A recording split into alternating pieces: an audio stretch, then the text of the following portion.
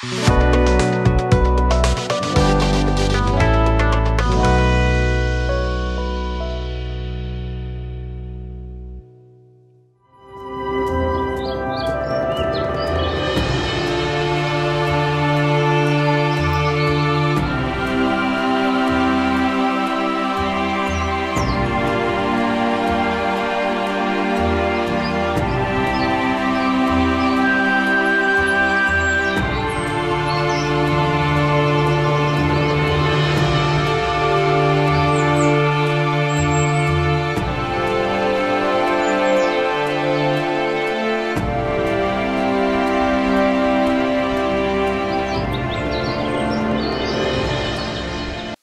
जीशु ख्रीष्ट अति बहुमूल्य नाम संपर्क इंडिया द्वारा प्रस्तुत कार्यक्रम नुआ सकाल आशार आज अध्याय मुझे स्वागत जनाए। प्रभु आपण मान आशीर्वाद करंतु दिन प्रतिदिन आपण मान सहित जड़ित होता मुझे धन्यवाद जनाए। आपण मान प्रार्थना आपण मान उत्साह आपण प्रेरणा पाई धन्यवाद जनाए। प्रभु आपण मान आशीर्वाद करंतु। आज जो प्रसंग रे आम प्रभु वाक्य आलोचना करवा आलोच्य प्रसंग होची गर्व एक मारात्मक व्याधि। गर्व एक मारात्मक व्याधि या औषध पत्र किसी ना गर्व है सर्वनाश हो से। तो आज आम चिंता कर देखा गर्व एक मारात्मक व्याधि।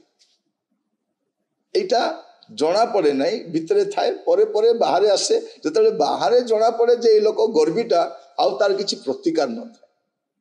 लेखा जाच्छी प्रतिकार बिनु से नष्ट हो।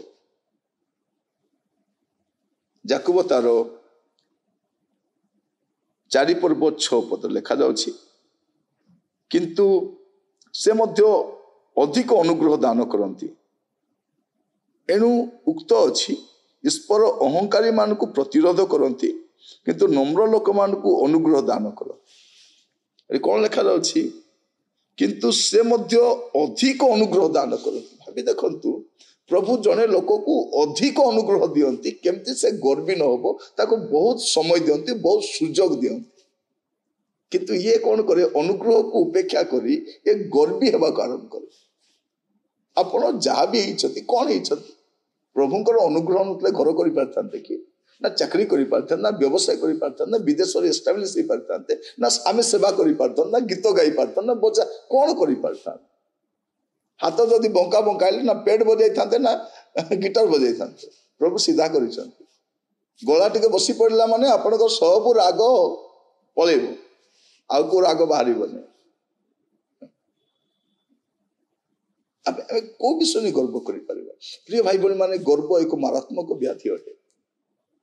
आप देखिए अनेक को धीरे धीरे प्रभु से ओल्लई दौरान से पदवी खाली होची रिटायरमेंट नहीं किंतु गर्वी लोक को प्रभु सीधा विदाई दे दियंती वॉलंटियर रिटायरमेंट चलो आउ तुम जगह ना ए प्रकार आप अनेक को देखिए परेशान बसी पछरे बसी गुण गुण करथांती मु थिली सेठी। अरे गर्व हैला तो ओल्लैले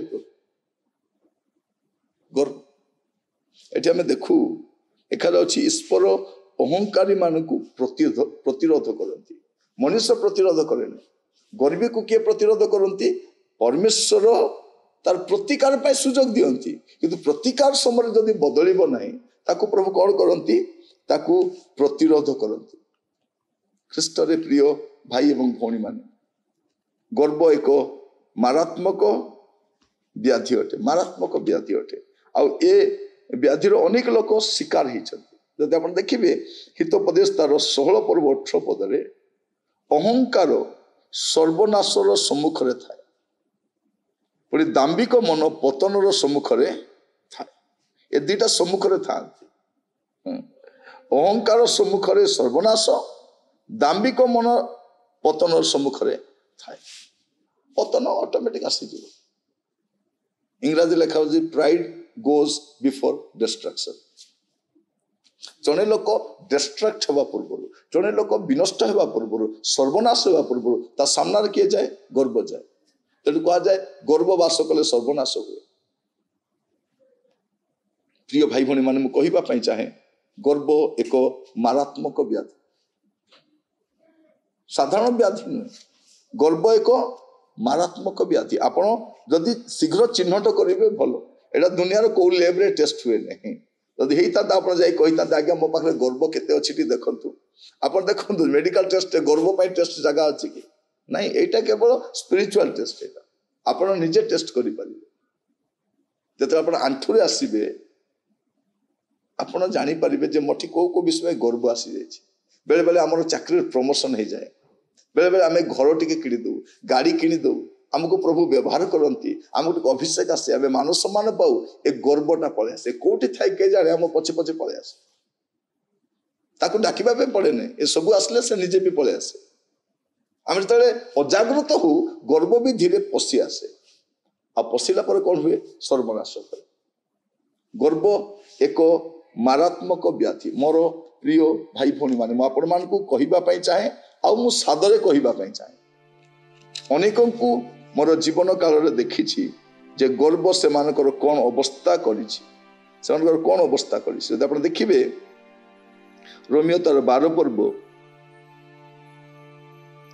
तार 16 पद लिखा जाउछि परस्पर प्रति एकमना हुओ उच्चाभिमानी न होई दिन लोक मान संगी हुओ अपना अपना बुद्धि रे बुद्धिमान न हुओ कि सुंदर परामर्श कौन हुओ परस्पर प्रति एकमना हुओ उच्चाभिमानी न होई दिन लोक मान संगी हुओ अपना अपना बुद्धि रे बुद्धिमान न हुओ प्रभु आज आम को प्रत्येक को सुंदर अवकाश देइछंती ए गर्व एक मारात्मक व्याधि ता पूर्व आप सजाड़ी पारे जदि आप अबिका जदि आप देखिए ना परवर्ती समय देखिए प्रभु जो आपको विताड़ित कर आपको गादीच्युत कर प्रभु आपको व्यवहार करने बंद करदे आप समय बुझिला बेलू आउ कि